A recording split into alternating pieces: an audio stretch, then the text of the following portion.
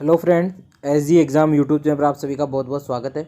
दोस्तों, आज हम केमिकल बॉन्डिंग के मोस्ट इम्पोर्टेंट क्वेश्चंस देखेंगे जो एग्ज़ाम की दृष्टि से बहुत ही इम्पोर्टेंट हैं। स्पेशली नर्सिंग के एग्ज़ाम्स जो भी हैं, आपके RUHS नर्सिंग हो गया या फिर एम्स नर्सिंग हो गया या फिर किसी स्टेट का नर्सिंग, उसमें नर्सिंग में एग्ज़ाम में बहुत ज़्यादा पूछे जाते हैं। साथ ही JET ICR BHU और नीट के लिए भी बहुत ही इंपॉर्टेंट है आजकल, क्योंकि सभी एग्ज़ाम्स का पैटर्न है वो सेम सा लगभग आ रहा है। तो हम स्टार्ट करते हैं। क्वेश्चन नंबर यहाँ पर 20 की हम बात करते हैं। क्वेश्चन नंबर 20 है आपके पास में। क्वेश्चन नंबर 20 आपके पास दिया गया correct order of the following. इसका आपसे करेक्ट ऑर्डर पूछा गया है, तो सही ऑर्डर क्या होगा आपके पास। तो देखिए यहाँ पर सही ऑर्डर की अगर हम बात करें तो जो बॉन्ड ऑर्डर होता है, बॉन्ड ऑर्डर का मतलब होता है बंद क्रम। बंद क्रम जो आपका होता है, जितने बॉन्ड ऑर्डर जितना ज़्यादा होगा उसकी बॉन्ड स्ट्रेंथ उतनी ही ज़्यादा होगी, लेकिन बॉन्ड लेंथ उतनी ही उसकी क्या होती है, कम होती है। तो ए ऑप्शन तो आपका क्या हो गया, गलत हो गया। ठीक है, और सी ऑप्शन भी इसी वजह से गलत हो गया कि बॉन्ड ऑर्डर जो है वो आपके बॉन्ड लेंथ के डायरेक्टली प्रोपोर्शनली होता है। बी ऑप्शन आपका राइट ऑप्शन हो जाएगा यहाँ पर, क्योंकि जो बॉन्ड ऑर्डर है आपका, बॉन्ड ऑर्डर जो है आपका वो बॉन्ड लेंथ के इन्वर्सली प्रोपोर्शनल होता है। ठीक है, बॉन्ड लेंथ के क्या होता है, इन्वर्सली प्रोपोर्शनल होता है। और ये केवल ऑप्शन आपके बी और डी में है, लेकिन जो आपका बॉन्ड ऑर्डर होता है, बॉन्ड ऑर्डर जो आपका होता है वो आपके बॉन्ड लेंथ के, सॉरी बॉन्ड लेंथ नहीं, बॉन्ड स्ट्रेंथ के डायरेक्टली प्रोपोर्शनल होता है। और ये आपके ओनली ऑप्शन फॉर बी में इसका ऑप्शन है। ठीक है, तो राइट आंसर कौन सा हो जाएगा आपका, बी ऑप्शन राइट आंसर हो जाएगा। क्वेश्चन नंबर 21 की हम बात करते हैं। क्वेश्चन नंबर 21 की अगर हम बात करते हैं, यहाँ पर आपसे क्वेश्चन नंबर 21 में आपसे पूछा गया है कि जो आपके पास है राइट कौन सा नहीं है, इनकरेक्ट बताना है आपको। तो N2 का जो बॉन्ड ऑर्डर है वो आपके पास 3 होता है, बिल्कुल राइट है। O2 का बॉन्ड ऑर्डर आपके पास 2 होता है, B2 का बॉन्ड ऑर्डर 1 होता है, लेकिन CO का बॉन्ड ऑर्डर आपके पास 2 नहीं होता है। CO का बॉन्ड ऑर्डर कितना होता है, 3 होता है। CO का बॉन्ड ऑर्डर कितना होता है, 3 होता है, क्योंकि CO में कार्बन में 6 इलेक्ट्रॉन हो गए आपके पास और ऑक्सीजन में आपके पास कितने हो गए, 8 हो गए, टोटल मिला के 14 हो गए। यानी इनका जो बॉन्ड ऑर्डर होगा वो 3 होगा, N2 के समान होगा, क्योंकि जिसमें भी इलेक्ट्रॉन आपके पास 14 इलेक्ट्रॉन, अगर 14 इलेक्ट्रॉन स्पीसीज अगर आपके पास है तो 14 इलेक्ट्रॉन जो स्पीसीज होती है, 14 इलेक्ट्रॉन जो आपके पास स्पीसीज होती है उसमें आपके पास बॉन्ड जो ऑर्डर होता है वो 3 होता है। अगर आपके पास मान लीजिए 13 है या फिर 15 इलेक्ट्रॉन स्पीसीज है तो उसका बॉन्ड ऑर्डर होता है 2.5। अगर आपके पास 12 है और 16 है उसका बॉन्ड ऑर्डर होता है आपके पास 3 नहीं 2 और अगर आपके पास 11 और 17 है तो उसका बॉन्ड ऑर्डर होता है 1.5। यानी आप 14 से एक कम कीजिए या एक बढ़ाइए 14 से, आपका बॉन्ड ऑर्डर 3 से 0.5 कम हो जाएगा। फिर आप 14 से आप 2 कम कीजिए, चाहे 14 से 2 बढ़ा दीजिए, आपका बॉन्ड ऑर्डर 1 कम हो जाएगा। ठीक है, तो मैक्सिमम बॉन्ड ऑर्डर कितना होता है, 3 होता है। कुछ अपवाद हैं, जैसे अगर हम बात करें तो आपके पास CO प्लस एंड CO+2, इन दोनों के अगर आप बॉन्ड ऑर्डर की बात करो तो इसका बॉन्ड ऑर्डर 3.5 होता है, इसका बॉन्ड ऑर्डर 4 होता है। ये आपको थोड़ा सा ध्यान रखना है। ठीक है, तो इसका राइट आंसर कौन सा हो जाएगा, डी ऑप्शन आपके पास राइट हो जाएगा, क्योंकि डी इनकरेक्ट है यहाँ पर। ठीक है, 2 की जगह क्या आना चाहिए था, यहाँ पर 3 आना चाहिए था। नेक्स्ट क्वेश्चन की बात करते हैं। आपसे पूछा गया है कि बॉन्ड हाइड्रोजन बॉन्डिंग किस में है। आपसे क्वेश्चन क्या पूछा गया है, हाइड्रोजन बॉन्डिंग किस में है, ये आपसे क्वेश्चन पूछा गया है। तो हाइड्रोजन बॉन्डिंग आपके एल्कोहल और जल में भी है, एसिटिक एसिड में भी है और H2 में भी है। जब तीनों में है तो आंसर कौन सा हो जाएगा, डी ऑप्शन आपका राइट आंसर चला जाएगा। नेक्स्ट क्वेश्चन, क्वेश्चन नंबर 24 की हम बात करते हैं यहाँ पर। तो क्वेश्चन नंबर 24 आपसे पूछा गया है स्ट्रॉन्गेस्ट हाइड्रोजन बॉन्डिंग किस में होगी। ठीक है, तो स्ट्रॉन्गेस्ट हाइड्रोजन बॉन्डिंग, देखिए वैसे हाइड्रोजन बॉन्डिंग जो है आपके पास H2O2 में भी होगी, आपके पास H2O2 के साथ में आपके H2O में भी होगी, HF में भी होगी और NH3 में भी होगी। लेकिन जो स्ट्रॉन्गेस्ट हाइड्रोजन बॉन्डिंग का जो ऑर्डर होता है वो आपके पास सबसे ज़्यादा स्ट्रॉन्ग होता है HF में, उसके बाद आपके H2O में होता है। ठीक है, तो स्ट्रॉन्गेस्ट पूछा गया पर्पल हाइड्रोजन बॉन्डिंग, तो इसके लिए राइट आंसर आपका कौन सा हो जाएगा, सी ऑप्शन आपका राइट आंसर यहाँ पर हो जाएगा, HF आपका राइट आंसर हो जाएगा। ठीक है, तो ये कंफ्यूज करने वाला था आपके पास क्वेश्चन, थोड़ा ध्यान रखना इसका। और किसी एक मॉलिक्यूल में हाइड्रोजन बॉन्डिंग ज़्यादा कहाँ होती है, नंबर ऑफ हाइड्रोजन बॉन्डिंग की अगर बात करें तो वैसे आपके H2O2 में होती है, H2O2 में होती है, इसमें 4 बॉन्ड होते हैं। H2O अगर आइस की फॉर्म में है, अगर H2O जो है आपका अगर आइस की फॉर्म में है, सॉलिड फॉर्म में है, तब आपके पास इसमें भी हाइड्रोजन बॉन्डिंग कितनी होती है, 4 होती है। ठीक है, ये थोड़ा आप ध्यान रखें। नेक्स्ट क्वेश्चन है आपके पास, ग्रेफाइट की दो परतों के बीच में कौन सा बॉन्ड होता है? तो दो परतों के बीच में आपका याद रखना है, आपको वांडरवाल फोर्स होता है, इस चीज़ का आप ध्यान रखें। और ग्रेफाइट, जैसे ग्रेफाइट की कुछ ऐसी स्ट्रक्चर होती है आपके पास, हेक्सागोनल स्ट्रक्चर होती है, carbon carbon benzene like structure हम बोल सकते हैं जिसे। तो ऐसी आपके पास जो स्ट्रक्चर होती है, तो ऐसी बहुत सारी परतें आपके पास सेम टू सेम ऐसी नीचे और होगी, ऊपर भी होगी। तो ऐसी जो परतें होती है, तो ये जो बॉन्ड बन रहा है ये तो आपका कोवेलेंट बॉन्ड होता है, सहसंयोजक बंध। ठीक है, कैसा बॉन्ड होता है, सहसंयोजक बंध होता है। लेकिन इस परत और नीचे वाली परत के बीच में जो आपका यहां पर बॉन्ड होगा, ये आपका वांडरवाल बंध होगा। कैसा होगा, वांडरवाल। ये आप लोगों को ध्यान रखना है। ठीक है, तो राइट आंसर कौन सा हो जाएगा, सी ऑप्शन आपका राइट आंसर चला जाएगा, वांडरवाल बॉन्ड। नेक्स्ट क्वेश्चन की बात करते हैं। नेक्स्ट क्वेश्चन है आपके पास, इलेक्ट्रॉन नेगेटिविटी का ऑर्डर पूछा गया है। तो इलेक्ट्रॉन नेगेटिविटी के ऑर्डर की अगर हम बात करें, तो जो sp हाइब्रिडाइजेशन होता है उसकी इलेक्ट्रॉन नेगेटिविटी ज्यादा, sp2 की उससे कम, और sp3 की उससे कम होती है। तो देख लीजिए, इसका राइट आंसर आपके पास बी ऑप्शन राइट आंसर आपका यहाँ चला जाएगा। ठीक है, नेक्स्ट क्वेश्चन की बात करते हैं। आपसे यहाँ पर बॉन्ड एंगल पूछा गया है। बॉन्ड एंगल की अगर हम बात करें, तो आप लोगों को देखिए, इसमें ऐसी स्पीसीज में आपको बॉन्ड एंगल देखने का सबसे सिंपल सा तरीका है, आपको पता है जिसमें sp हाइब्रिडाइजेशन होगा, कहीं पर भी अगर आपको sp हाइब्रिडाइजेशन देखने को मिलेगा तो बॉन्ड एंगल कितना होगा, 180 डिग्री। sp2 अगर आपको देखने को मिल गया तो बॉन्ड एंगल कितना होगा, 120 डिग्री।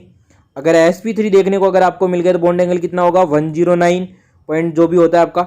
और अगर आप इससे नीचे बात करेंगे तो आपके पास 90 डिग्री बॉन्ड एंगल आ जाएगा। तो आप हाइब्रिडाइजेशन से देख सकते हैं, आप देखेंगे आपके पास एक कंपाउंड है BeCl2, एक है आपके पास BF3 और एक आपके पास CH4। आपको पता है जो CH4 होता है, CH4 का हाइब्रिडाइजेशन कैसा होता है, CH4 में आपके पास हाइब्रिडाइजेशन होता है sp3, तो बॉन्ड एंगल कितना हो जाएगा, 109।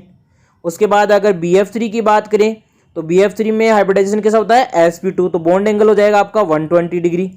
और अगर BeCl2 की अगर मैं यहाँ पर बात करूँ तो आपके पास बॉन्ड एंगल कितना होगा, 90 डिग्री, क्योंकि हाइब्रिडाइजेशन कैसा होता है, sp।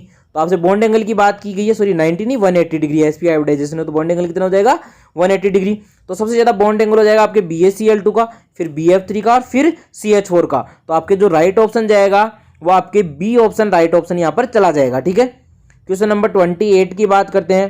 क्वेश्चन नंबर 28 में आपसे पूछा गया है कि जो आपके पास CH4 है इसके समान स्ट्रक्चर किसकी होगी। तो आप लोगों को पहले तो ये पता होना चाहिए कि CH4 की स्ट्रक्चर कैसी होती है, तो हम निकालेंगे हाइब्रिडाइजेशन से sp3, और sp3 की sp3 अगर किसी में हाइब्रिडाइजेशन हो तो उसकी स्ट्रक्चर कैसी होती है, टेट्राहाइड्रल, चतुष्फल की है। कैसी, चतुष्फल की है। और चतुष्फल की स्ट्रक्चर कैसी देखने को मिलती है, कुछ इस तरह की देखने को मिलती है, ऐसी देखने को मिलती है। ऐसी की ऐसी स्ट्रक्चर आपकी किसकी बन जाएगी, यहाँ पर इन सभी की अगर आप बात करोगे तो NH3 की नहीं बनेगी, क्योंकि NH3 कैसी होती है, पिरामिडल, H2O की V शेप होती है, BeCl2 की लीनियर होती है, NH4 की बन जाएगी, NH4 की स्ट्रक्चर ऐसी बन जाएगी, और यहाँ पॉजिटिव चार्ज हो जाएगा, 4 हाइड्रोजन आपके ऐड हो जाएंगे। तो राइट आंसर कौन सा हो जाएगा, सी ऑप्शन आपका राइट आंसर चला जाएगा इसका। नेक्स्ट क्वेश्चन की बात करते हैं, IF3 की स्ट्रक्चर कैसी होगी। यहाँ पर IF3 की आकृति आपसे पूछी गई है। तो IF3 देखो कुछ ऐसा होता है, IF3 की अगर हम बात करें, F और ये आपका F और साथ में एक F, तो ये टी शेप नहीं लग रहा आपको, कुछ इस तरह का टी शेप स्ट्रक्चर लग रही है। यहाँ पर देखिए, यहाँ पर आपका फ्लोरीन हो गया, यहाँ पर आपका फ्लोरीन हो गया, यहाँ पर आपका फ्लोरीन हो गया, और इस बिंदु पे आपके पास आयोडीन हो गया, तो टी शेप स्ट्रक्चर हो जाएगी। तो बी ऑप्शन आपका इसमें राइट आंसर चला जाएगा। ठीक है, नेक्स्ट क्वेश्चन की बात करते हैं। क्वेश्चन नंबर 30 बहुत ही मोस्ट इंपोर्टेंट क्वेश्चन है, ऐसे क्वेश्चन एग्जाम में बहुत बार पूछे जाते हैं, क्वेश्चन नंबर 30 के टाइप के। देखिए इसके ऑप्शंस गिवन यहाँ पर गिवन नहीं है, मैं आपको ऑप्शन भी बता देता हूँ किस तरह से इसका आंसर करना है। तो देखिए इसमें क्वेश्चन पहले इंटरेस्टिंग है, क्वेश्चन आपको पढ़ना है, CaC2 में कार्बन कार्बन के बीच में आपसे बॉन्ड पूछा है, सिग्मा और पाई बॉन्ड। देखिए अगर CaC2 में अगर आपसे कार्बन कार्बन के बीच में नहीं पूछता तो भी आपको कार्बन कार्बन के बीच के ही बॉन्ड बताने थे। रीजन क्या था, पहले इसका आंसर कर लेते हैं। कार्बन कार्बन के बीच में तो देखो स्ट्रक्चर ऐसी होती है CCCA। अब देखो कार्बन की 2 वैलेंसी हुई है तो 2 बॉन्ड और बना दीजिए, ये आपका CaC2 हो गया। अब आपको पता है कार्बन कार्बन के बीच में पूछा तो ये तो सिग्मा और ये दोनों क्या हो गए आपके पाई हो गए। ठीक है, तो 1 सिग्मा 2 पाई, इसका राइट आंसर क्या हो जाएगा 1 सिग्मा एंड कोमा 2 पाई आपका राइट आंसर यहां पर हो जाएगा। लेकिन अगर पूरे कंपाउंड की पूछता तो भी यही आंसर आना था, कैसे पॉसिबल है? तो देखिए CH2 की आपने स्ट्रक्चर देखी, CH2 की जो स्ट्रक्चर आपके पास होती है वो ऐसी होती है, carbon triple bond carbon and calcium, right है। आपको पता है ये बॉन्ड कोवेलेंट नहीं होता है, ये बॉन्ड कोवेलेंट नहीं होता है। ये दोनों बॉन्ड कैसे होते हैं? आयनिक बॉन्ड होते हैं आपके। तो क्या आयनिक बॉन्ड को आप सिग्मा और पाई में काउंट करोगे? नहीं करेंगे। तो ओवरऑल आंसर कौन सा आ जाएगा? ये वाला ही आता आपका। तो इसमें क्या क्या हो जाता है, एक आपका सिग्मा और पाई कितने, 2 आपके पाई हो जाते हैं, ठीक है। क्वेश्चन नंबर 31 की बात करते हैं, डाइपोल मोमेंट जीरो किसका होता है? तो देखिए डाइपोल मोमेंट जीरो, चाहे आप इस क्वेश्चन का देखिए या फिर किसी भी क्वेश्चन का आप देखिए, डाइपोल मोमेंट के लिए आपको एक चीज ध्यान रखना है, सेंट्रल जो आपके पास एटम है, अगर इसके चारों तरफ जो साइड एटम जो आपके पास लगे हुए हैं, अगर ये सारे के सारे साइड एटम सेम है और लोन पेयर अगर आपके पास में क्या है, एब्सेंट है लोन पेयर, तो म्यू इक्वल टू 0 होता है, यानी आप उसे क्या बोलेंगे, डाइपोल मोमेंट आपका क्या हो जाएगा, 0 हो जाएगा। ये ध्यान आपको रखना है, ठीक है। ये एक सिंपल सी ट्रिक है, ये आप लोग ध्यान रखें इस ट्रिक को। तो देखिए इसमें आप देखेंगे केवल SF6 ऐसा है जिसपे ना तो लोन पेयर है और सारे के सारे साइड एटम है वो क्या है, समान है। तो डी ऑप्शन राइट आंसर चला जाएगा। देखिए आपको C, A और B, A में तो आपके साइड एटम समान नहीं है क्योंकि 3 हाइड्रोजन 1 क्लोरीन है, तो इसका डाइपोल मोमेंट तो 0 होने से रहा। H2O और आपके पास NH3 में साइड एटम क्या है, समान है। लेकिन आप देखेंगे कि जो आपका H2O है इसमें ऑक्सीजन पे आपके पास क्या होते हैं, लोन पेयर होते हैं। तो मैंने क्या कहा, लोन पेयर होना ही नहीं चाहिए। NH3 में नाइट्रोजन पे लोन पेयर होता है, तो लोन पेयर होना ही नहीं चाहिए। तो ये दोनों क्या हो गए आपके, कैंसिल हो गए। इनका म्यू क्या है, नॉट इक्वल टू 0 है, ठीक है। तो आपका डी ऑप्शन राइट आंसर चला जाएगा। नेक्स्ट क्वेश्चन की बात करते हैं, हाईएस्ट डाइपोल मोमेंट आपसे पूछा गया है। तो देखिए हाईएस्ट जो डाइपोल मोमेंट आपका म्यू होता है वो डिपेंड करता है Q इंटू डी पे। किस पे करता है, Q इंटू डी पे, ठीक है। वैसे जो मेन फैक्टर होता है वो आपका चार्ज ही होता है, लेकिन इस वाले केसेस में आपके डी डिपेंड कर जाता है, इसलिए आपका जो राइट आंसर है वो बी ऑप्शन राइट आंसर चला जाएगा। इस चीज़ का आप लोगों को अच्छे से ध्यान रखना है।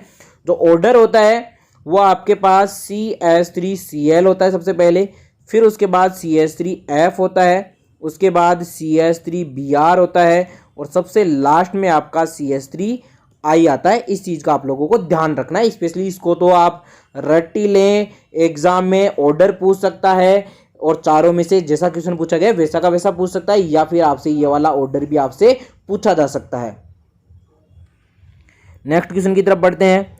क्वेश्चन नंबर 33 की बात करते हैं यहाँ पर। तो क्वेश्चन नंबर 33 की अगर हम बात करें तो आपसे पूछा गया है C2CN का होल फॉर्म में सिग्मा और पाई बॉन्ड। तो देखिए पहले आपको इसकी स्ट्रक्चर बनानी आनी चाहिए। तो स्ट्रक्चर कैसे बन जाएगी, कार्बन कार्बन, 1 CN 2 CN, ये कार्बन ये कार्बन ये कार्बन और ये लीजिए फिर से आपका कार्बन। अब देखिए कार्बन की वैलेंसी 3 हुई है तो यहाँ डबल बॉन्ड हो रहा जाएगा।